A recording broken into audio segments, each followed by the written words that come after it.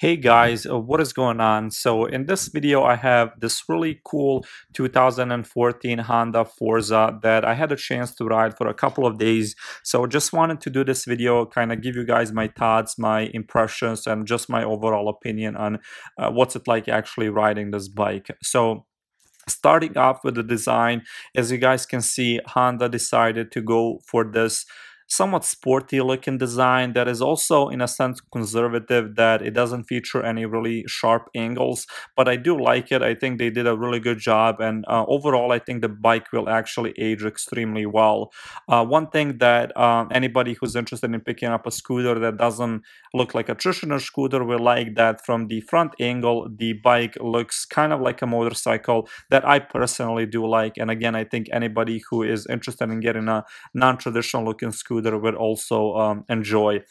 Now, up at the front of the bike, we have a 14-inch wheel. The bike also features a 35 millimeter telescopic fork up front. As far as the headlights are concerned, obviously they're going to be halogen headlights, and they do a really good job at night. But one thing that I do love is the fact that Honda integrated the turn signals into the body of the scooter, and I think they look extremely nice. The windscreen is on the smaller side, but to be quite honest, it does a really good job of blocking the wind as long as you are not going above about 60 miles per hour. Now, that front wheel also features a triple piston disc caliper brakes, and the disc up front is 256 millimeters. Now, as we move towards the back of the bike, we will see another disc brake. However, the disc on the back is 240 millimeters, and it only features a one piston caliper. Not a big deal, because the bike does an extremely good job of stopping whatever the speed it is that you are going, so literally zero complaints there. Now, as we move towards the back of the bike, we will see that again Honda decided to go for a somewhat conservative back, but again it looks really sporty. Not sure if I mentioned this, but the wheel in the back is 13 inches. However, the ride quality is decent, nothing to worry about, and the bike is stable even at higher speeds. As far as the seat is concerned, I do like it. There's actually a lot of room up front for the rider to move around, and the bike seats two people extremely comfortably, nothing to complain about. Now, the cockpit I love the fact that Honda is going for the exposed handlebars. I like it. I like the fact that there's no cover over the handlebars, and they look extremely high quality and well made. Obviously, on the left hand side you will have your lights, your horn, and the turn signals. In the middle of the bike is where your ignition is.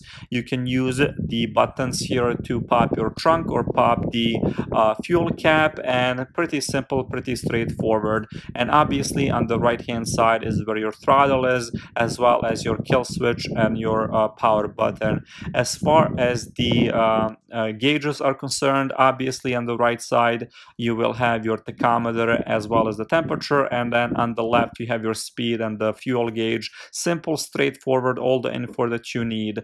The little screen at the middle features some basic information like your odometer, tripometer, and the time of your last service. So overall, I'm happy what Honda has done here. Now let's take this scooter for a spin and see how it behaves on the road.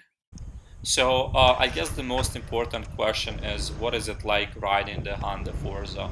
Well, I have to say that just overall, I think the bike rides extremely well.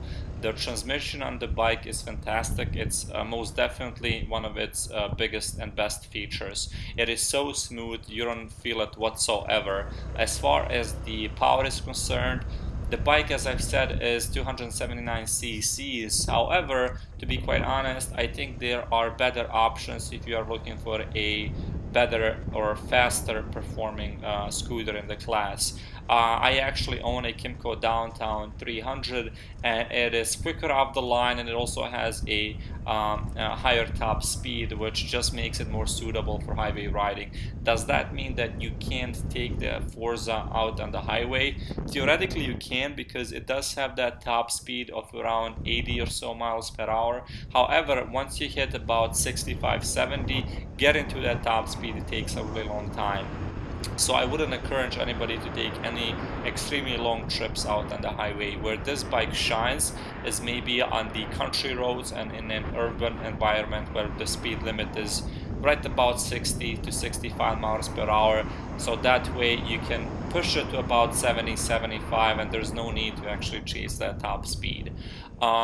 Other than that, the riding position is good.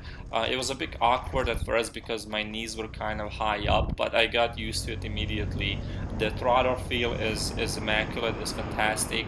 The bike handles really well. It's extremely light. I think Honda says that it weighs just a bit more than 400 pounds. It felt much lighter than that. It feels really stable also.